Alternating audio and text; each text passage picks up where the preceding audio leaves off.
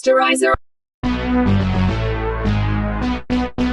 Sanibona igama le-series yethu yango-2023 i-The Glory. Le episode yanamhlanje edlalayo u-part 1. Siqala ngentombazane igama layo uDonghyun eyayixhashazwa amanye amantombazane esikoleni beyibhulisha. uDonghyun babehlala njalo bemshaya bemkhahlela baze bamshisa isikhumba nge-curling iron yokushisa iy'nwele. Igama lentombazane eyayigqugquzela lokho kwakuyi-Yeonjin. Wayejabula kakhulu u-Yeonjin mayesebona uDonghyun ekhala. Umzimba kaDonghyun wagcina usugcwele iy'bazi zokusha. uDonghyun wagcina sehambe yochazela uthisha emtshela ngale nkinga. Uthisha watshela uDonghyun ukuthi akasuke phambi kwakhe uzommoshela isikhathi ubhizi yena. uDonghyun watshela lo thisha ukuthi unenhliziyo embi. Lo thisha wacasuka wasakaza uDonghyun ngenqwaba yempama emphindaphinda. Nababeseceleni babemile bebukele bengalamuli. uDonghyun waze wahamba wayotshela amaphoyisa. Kodwa uma wale ntombazane ekuthiwa uYeonjin emxhaphazayo wawakhokhela amaphoyisa. Amaphoyisa atshela uDonghyun ukuthi akaqine naye abe strong. Abafundi balwa kuzona zonke iy'kole akuqali ngaye. uYeonjin namanye amantombazane ngokubona ukuthi uDonghyun uhlulekile emaphoyiseni bagqekeza endlini yakhe bangena khona bamthuka baze bamtshontshela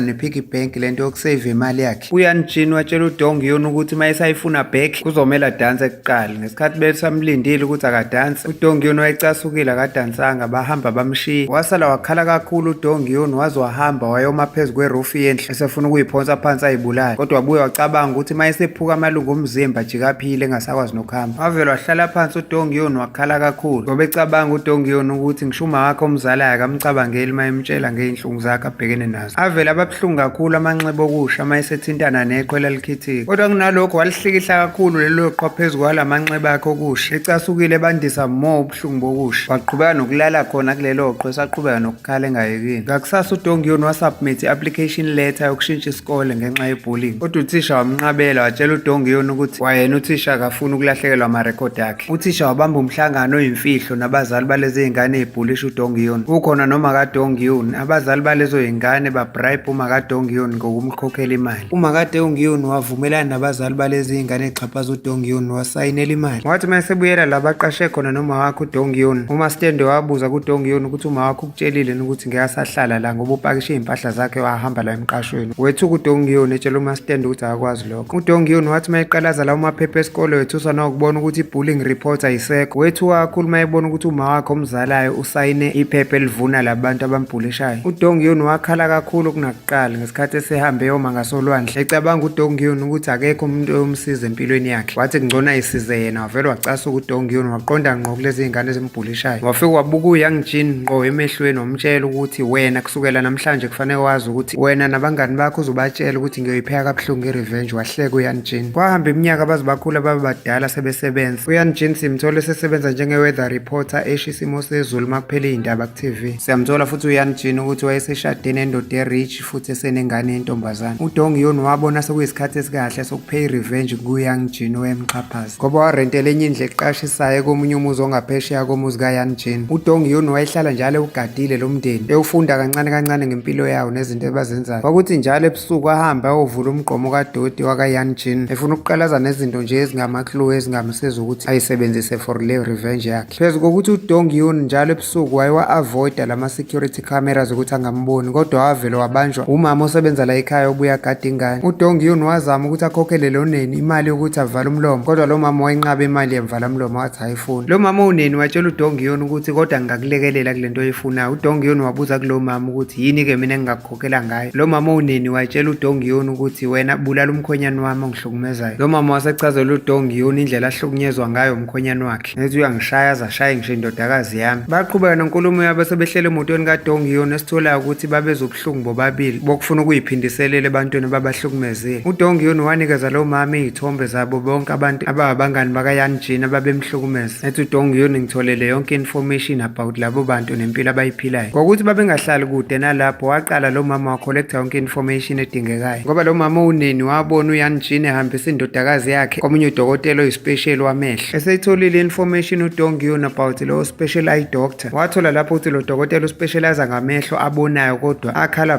ucolorblind-ke bafethu ila mehlo abona black and white angawubona umbala. uDonghyun wabuye wakhumbula ukuthi esikoleni kulabo babemxhaphaza kwakunomunye umfana ekuthiwa uJay June naye waye-colorblind. Ezinye iy'ngane zesikole zayigcina sezenza ihlaya ngalokho, agcine eselwa nazo seyicasukile ngoba kuthiwa uJay June wawusuke usumcasule kakhulu uma usukhuluma ngokuba colorblind kwakhe. Ngokufuna ukuqhuba le revenge yakhe uDonghyun wa-invite omunye umfana owayengazwani noJay June okwakuthiwa uMyung-oh. uDonghyun wafuna ukwenza ideal naye uMyung-oh ngesikhathi emtshela ukuthi unemfihlo epowerful engadestroy uJay June. uMyung-oh wakujabulela kakhulu ukuzwa lokho for ukuthi babezosebenzisana noDonghyun ukudestroya isitha sabo esasiuJay June. For ukubhalansisa lo msebenzi wabo uMyung-oh wazofika nabanye ophisi bey'nwele zikaJay June as i-DNA abazoyisebenzisa bethi bazocompare i-DNA yey'nwele zikaJay June ne-DNA yendodakazi kaYang Jin. uMyung-oh wabuza kuDonghyun ukuthi mawukuthi pho uyimisele ngokupay revenge kuJay June, pho mina kwenziwa yini ungafuni ngikulekelele sidestroy isitha sami? uDonghyun watshela uMyung-oh ukuthi phela vele mina ayikho into ezongilahlekela, angifani nalaba abanye abasenezinto ey'ningi, mina nginalutho. Lawa mazwi amphatha kabuhlungu uMyung-oh wazizwa esefuna ngempela ukuthi alekelele uDonghyun ngokuthi ayibulalele yena ngezandla uJay June. uDonghyun wayesehamba watshela uMyung-oh ukuthi kurong ukuthi ubulale umuntu ngokuthi upay revenge. I-revenge ufuna uyiphe ngokuthi umuntu umzwise ubuhlungu esaphila. Baphinde bahlangana futhi uDonghyun nalo mama unene wayeselethe enye information futhi kuDonghyun emtshela ukuthi uchairman osesikoleni sengane kaYang Jin ujola ngasese nodriver wakhe. uDonghyun wasebenzisa leyo information kuchairman wesikole ngesikhathi uDonghyun ezofuna umsebenzi wokufundisa esikoleni eklasini lengane kaYang Jin. uchairman wesikole ngokungafuni ukuthi leyo mfihlo yakhe ibhebhetheke wamnikeza uDonghyun umsebenzi wokufundisa lapho. Noma wayefundisa lapho kodwa uDonghyun itarget yakhe kwakungayona ingane encane kodwa kwakuwumkhwenyana kaYang Jin ubaba lengane igama lakhe uDo-young. uDonghyun wathola ukuthi uDo-young okuwumkhwenyana kaYang Jin wayewumpethe ekudlaleni omunye umdlalo ocishe ufane ne-chess obizwa nge-Go. uDonghyun ukuze asondele kumkhwenyana kaYang Jin wacela omunye umngane wakhe ababefunda naye college igama lakhe uJu. Ngokuthi uJu naye wayidlala kakhulu i-Go, uDonghyun wacela yena uJu ukuthi akamfundise ukuthi idlala kanjani. uJu wayehlala njalo emfundisa futhi naye wa-improva kakhulu uDonghyun. Nokwathi ngokuhamba kwey'nsuku behlezi befundisana ukudlala i-Go, uJu waba nama-feelings ngoDonghyun ngesikhathi esemshela. Wathola ukuthi uDonghyun akayingeni-ke le kamathandana kwamanje ngoba into ayifuna kwakuwucomplete le mission yakhe ye-revenge ayifuna ukuyipheka kulezi zitha zakhe. uDonghyun ngokuyibona wayesempethe ukudlala i-Go wahamba waya kwi-Go club wafika wa-challenge i-owner yakhona ebheja ngo$200 kuyona yonke imeshi eyayidlalwa lapho. uDonghyun ngokuba nomqondo osheshayo wayesewawina wonke amagame ayewadlala lapho waze wagcina senake nayi-target yakhe okuDo-young umkhwenyana kaYang Jin ngoba naye wayengapheli kule Go club. Wadonswa ithalente lakhe lokudlala i-Go waphinde wadonswa nawubuhle bakhe ngoba uDo-young wayethole engasakwazi nokumziba uDonghyun. Ngalobo busuku uDo-young wayecabanga yonke lento ukuthi uDonghyun bekufuna ngabe usewine early kodwa ubebuya idonsisa ngokunensisa igame eyibuza uDo-young ukuthi ngabe ubekwenziswa yini lokho uDonghyun. uDo-young wafuna ngempela ukuthi nangalobo busuku aphinde ahlangane naye uDonghyun kodwa wathi mayefika lapho kwi-Go club ethi uzoyibheka le ntombazana angayithola. Kodwa kwathi lapho uDo-young esethi uyahamba kanti uzovela angena emnyango uDonghyun. Yonke into yenzeka ngeplani yakhe uDonghyun. Bahlala etafuleni baqala badlala i-Go. Sebeqhubeka nokudlala i-Go, uDo-young wabuza kuDonghyun ukuthi wenza msebenzi muni. uDonghyun waphendula le ndoda uDo-young ngokuthi umsebenzi wami ukuthi ngitwist imiqondo yamadoda ahlakaniphile. Ngiwaphendula iphukuphuku ngiwathathele nemali yayo ngiwaphula inhliziyo. uDo-young wavela wahleka wabuza ukuthi lelo bhizinisi lihamba kahle yini. uDonghyun waphika wathi cha ngoba mina ngumuntu oright. Lelo gama lamenza wathatheka kakhulu uDo-young wayeka nokudlala. uDonghyun waphinde wawina igame waqeda lapho wasukuma esevalelisa. uDo-young wammisa esehamba wathi ucela abadlala igame yokugcina wanqaba uDonghyun wathi angifuni. Ngakusasa ntambama uDonghyun walinda kwesinye isitolo ngesikhathi ethenga ikhekhe emile. Angempela wafika lapho uDo-young wamnikeza i-business card yakhe emtshela ukuthi ngisenaso isifiso sokuthi siphinde siyodlala nawe i-Go. uDonghyun waphinde wanqaba wathi akafuni wasuka wahamba. Leyo attitude kaDonghyun yokuzenza can't get can't tholakala yamenza uDo-young wavela umfuna kakhulu kunakuqala uDonghyun. Kodwa kunomunye umuntu wabashutha iy'thombe noma singazi ukuthi kwakubani. Ngakusasa uDonghyun wahlangana nomunye wesilisa ababefunda naye college kanti lo mfana wayezalwa yiloya thisha wayehlangene ney'ngane ezayibhulisha uDonghyun. uDonghyun noma wayezizwe ecasuka nje ukukhuluma nalo mfana kodwa wayephoqelela ukuthi asmile enzela nokuthola information about i-address yomuzi kababa wakhe. Nokwathi later ngalolo suku wafika uDonghyun emzini walo thisha owayengasamboni kodwa wazisho uDonghyun ukuthi ngiyilo wadropha ngo-2004 owayebhulishwa iy'ngane wena uthi kufanele aze aphuke ithambo. uthisha wethuka uma esekhumbula uDonghyun ngaleso sikhathi sekufika nendodana yakhe lo thisha. uDonghyun wayibingelela indodana yalo baba ingathi akwenzekanga lutho eyitshela ukuthi ubaba wakho sesazana iminyaka wasemnikeza iy'mbali ze-bouquet ngoba uDonghyun wayemazi lo thisha ukuthi u-allergic kwi-pollen. indodana yalo baba yayithatha iy'mbali yabonga kuDonghyun. uDonghyun wasmayila wathi lezi y'mbali ziyisipho kulo ubaba for impumelelo yakhe kuma-exam e-civil service. Waphendula ngamahloni ethi akaphasi kodwa usaphase isiteji sokuqala ngoba i-final interview iseze sesendleleni. Wathi uDong Yun, ngiyakuthemba ukuthi uzophumelela. uDong Yun watshela indodana yalo baba ukuthi ngendlela ayenomusa ngayo ubaba wakho wayengiphethe kahle esikoleni engithathisa kwengane yakhe ayizalayo, ethi futhi wawamukela ngendlela nama-withdrawal papers zami ngesikhathi ngizama ukushintsha isikole. Lo baba wagcina ehlulekile ukuyibamba, wathethisa uDong Yun embuza ukuthi wena sifebe esincane uzofunani la, emthuka ethi kufanele ngabe ngakubulala kuleya mnyaka, ethi uzongonela ukuthula ngisemzini wami. Umsindo wokumemeza kwalo baba nokuthuka inhlamba kwazo kwakhipha ngisho omakhelwane emzini yabo. Ukuvikela isithunzi sikababa wakhe, indodana yamphushela ngaphakathi yamkhela igate. uDong Yun eseseleni indodana yalo baba wayichazela lonke iqiniso about into eyenzeka kudala. uDong Yun wabuza kule ndodana yalo baba ukuthi ukhethani-ke phakathi kababa wakho nekusasa lakho. Umfana wathi fuck off indaba kababa, mina ngikhetha i-career yami. Yagcwalisa indlu ngey'nhlobo ey'ningi zey'mbali ey'ne-pollen. Yavuka i-allergy yekhehla yama ngey'nyawo ngesikhathi umfana engenandaba emile elibuka liya ngokuya livaleka ukuphefumula, selifa wavela wafonela i-ambulance. Ikhehla lifika ngesibhedlela lashonela kuyona i-ambulance endleleni. Ikhehla kwaba umuntu wokuqala owashona ngokwabantu abaselistini ye-revenge kaDong Yun. Abasebezolandela lapho kwakuzoba ilist yale genge ayifunda naye yayimbulisha esikoleni. uYan Jin okuyena wayebhulisha kakhulu, siyambona ukuthi wayephila impilo emnandi ngesitholayo ukuthi wayeshade nendoda enemali uDo Young, and futhi waye-honorishwe njenge-graduate e-distinguished. Bahlangana bonke abangani bakhe bezocelebrate nabo laba ayebhulisha nabo uDong Yun besafunda isikole. Kwathi lapho uYan Jin esesondele sezongena ngasestage, kwezwakala umuntu oyedwa washaya izandla kakhulu eqhamuka ngemuva. Lowo muntu wayeshaya izandla kakhulu kwakuDong Yun. Emva kwalokho bamjoyina bonke ukushaya ihlombe ngoba kwashaya izandla indlu yonke. uYang Jin ngokubona ukuthi uDong Yun lo zomoshela umcimbi waqonda kuyena wafika wamsakaza ngempama. uJae-Jun waphuthuma walamula ngesikhathi edonsa umngani wakhe uYan Jin. uDong Yun wehlisa umoya esikhundleni sokuthi alwe, wahalalisela uYan Jin emtshela ukuthi usephumelele ngokuthi usekwazile uku-achieve wonke ama-goals empilweni yakhe. Yambongela ethi une-career right, usebenza ey'ndabeni kwe-TV, ushade nanomkhwenyana onemali futhi ninendodakazi enhle. ethi uDong Yun noma usuwafezile wakhe amaphupho, mina elami ikhani ngizoliqala manje. uYang Jin wathi uyoshaya uDong Yun wambamba uJae-Jun. uYang Jin wabona lapho ukuthi impilo yakhe isi-exposed ngokuthi kungenzeka ukuthi uDong Yun kusho ukuthi kudala evukuza impilo yakhe ngoba esemazi kanje. uYang Jin wabuza kuDong Yun ukuthi ufuna ngikukhokhele malini ukuze uyeke mina nomndeni wami. uJae-Jun wazama ukwehlisa isimo ngesikhathi etshela umngani wakhe uYan Jin ukuthi akavikele isithunzi sakhe, ayeke lento ezomehlisa isithunzi. uJae-Jun waze watshela uDong Yun ukuthi yamxolisela uYan Jin. wathi uDong Yun angazi umxoliselani ngoba angenimxoleli nobabili, ethi ngoba nani ngibhulisha nobabili nabanye benu, ethi kodwa nina leyo nobabili ngiyayazi nanokuthi niyajola. Wacasa uJae-Jun ebuza kuDong Yun ukuthi udukelwa abantu abathandanayo, ethi siyakubongela ukuthi ubumubi esikoleni usungconywana manje. uDong Yun wabuza kuJae-Jun ukuthi ngiyabonakala ukuthi ngimuhle, ethi yona imibala usuyakwazi nokuyibona noma usabuka ngo-black and white. Leyo mpendulo kaDong Yun yamqeda ukuphapha uJae-Jun ngoba wavele wathula nyaka angabe sakhuluma, wazizwa seshawa amahloni esesaba nokuqhubeka nokukhuluma. Sesuka lapho uDong Yun wavalelisa kubona bobabili wasuka wahamba. Kwathi later uYang Jin wafonelwa indodakazi yakhe imtshela ngothisha wayo omusha onenhliziyo enhle. uYang Jin wethi uzokuthola ukuthi indodakazi yakhe ifundiswa uDong Yun isitha sakhe esikhulu futhi uclass teacher wayo. uYang Jin wasusa imoto ngokushesha esigijima eqonda esikoleni, wafika eklasini wafica uDong Yun ehleli yedwa. Wasukuma uDong Yun wathi kade ngikulindile. wathi uYang Jin, angikaze ngikusabe mina Dong Yun, kusukela esikoleni ngangikushaya ngize ngikushisa, ethi namanje ngisengakwenza lokho. Khona lapho uYang Jin wareceive imessage eshoyo ukuthi uthisha wabo wakudala useshonile. uYang Jin wethuka kakhulu, wabuka kancane uDong Yun, wahleka uDong Yun wathi ya lokho kushona kukathisha akubanga nje ukuqondana kwezinto, yilo into esazokwenzeka kuwena. uYang Jin watshela uDong Yun ukuthi wena ngizokubizela amaphoyisa uboshwe. uDong Yun wathi kodwa kufanele wazi nawe ukuthi uzofa. Nokwaba okokuqala nqa empilweni yakhe uYang Jin ukuthi ethuswe into eshiwo uDong Yun. uDong Yun waqhubeka nokukhuluma ngesikhathi ezetshela uYang Jin ukuthi yinhle ingane yakhe entombazane. Wethuka kakhulu uYang Jin ngesikhathi etshela uDong Yun ukuthi lempi phakathi kwami nawe ehlukana nengane yami. Lokho kuthuka kaYang Jin yona into ayifuna uDong Yun ukuthi aphilele uvalweni ngaso sonke isikhathi uYang Jin. Kusukela ngalelo langa iconfidence kaYang Jin yaphelela lapho ngoba wayesehlalela uvalweni lokuthi akazi ukuthi uDong Yun uphezu kwamuphi umqondo. Yathi mayibuya indodakazi yakhe esikoleni wagijima uYang Jin eseyi-check umzimba wayo, wayibuza ukuthi ukhona nomuntu oke wazama ukukuhlukumeza noma mhlawumbe waxhashazwa uthisha wakho. Yadideka ingane kaYang Jin yathi cha akho umuntu, yathi phela umuntu owenza lokho kufanele athole i-punishment. Lawo mazwi ashiwo ingane yamudla yena uYang Jin ngokuthi wayengafisi ukuthi ingane yakhe ixhashazwe ngendlela ayixhaphaza ngayo uDong Yun esikoleni. uYang Jin wacabanga fast iplan azoyenza ukuze ihlukane noDong Yun. uYang Jin waze wahamba waya esikoleni sengane yakhe wafika watshela uprincipal ukuthi uyacela axoshe uDong Yun akalungile, wazom-offerisha ngisho imali. Kodwa uprincipal wanqaba watshela uYang Jin ukuthi anginawo amandla ukwenza lokho ngoba uDonghyun uqashwe uchairman omkhulu wesikole. uYangjin kwamcasula ukuzwa lawo magama waphuma e-ofisini likaprincipal wahamba. Indodakazi kaYangjin eklasini yayiphikisana nomunye umfundi owayitshela ingane kaYangjin ukuthi iCherry Blossom fanele ibhalwe ngocrayon opink. Imbuza ukuthi wena ubhaleleni ngocrayon oblue. Uthisha wayefundisa lapho uDonghyun wafika wazolamula leyo mpi. Wathi uDonghyun mayibheka ngasemnyango waseklasini wabona uYangjin owayeme ngaphandle elunguza ngaphakathi. uDonghyun wabeka isikero phezu kwehlombe lengane kaYangjin wethuka kakhulu mawaye. Kwathi later sekuphume isikole uYangjin weza kuDonghyun ngesikhathi emcela ukuthi ucela athathe imali enyamalala uzomkhokhela imali enkulu. Washo bembekela iphepha phambi kwakhe kumele alisayine emtshela ukuthi ucela athembise ukuthi ngeke aphinde asondelane nendodakazi yakhe. Wayesebenzisa le trick eyayisetshenziswe eminyakeni eminingi eyadlula kumaka Donghyun ngesikhathi bemsayinisa lelo phepha. uDonghyun watshela uYangjin ukuthi mina ngidobeki ngemali njengoma wami owathengwa uthisha noma wakho wasayina. Mina imali ayisho lutho kumina ngaphandle kwe-revenge engifuna ukuyipheya kuwena nabangani bakho. uDonghyun watshela uYangjin ukuthi mina angihlangene nengane futhi ngeke ngize ngihlukumeze ingane encane. Wathi kodwa ngiyayazi isecret yakhe ukuthi ufuna ukushada nomuntu oyisigwili. Wamsulela ngengane. Le ngane ngiyayazi ukuthi ekaJeju njengoba naye i-color blind njengoba buwayo. Angihlangene nengane, mina ngifuna ukukhuluma nobabuwayo. Imuphi ubabuwayo kufanele ngikhulume naye phakathi kwabo bobabili? Sicela ukubeka lapho part 1 singaphuthelwa part 2 olandelayo.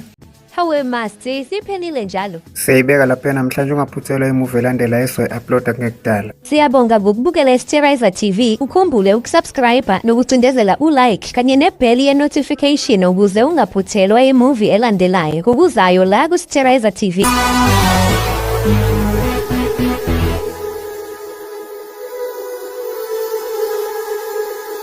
Sterizer TV.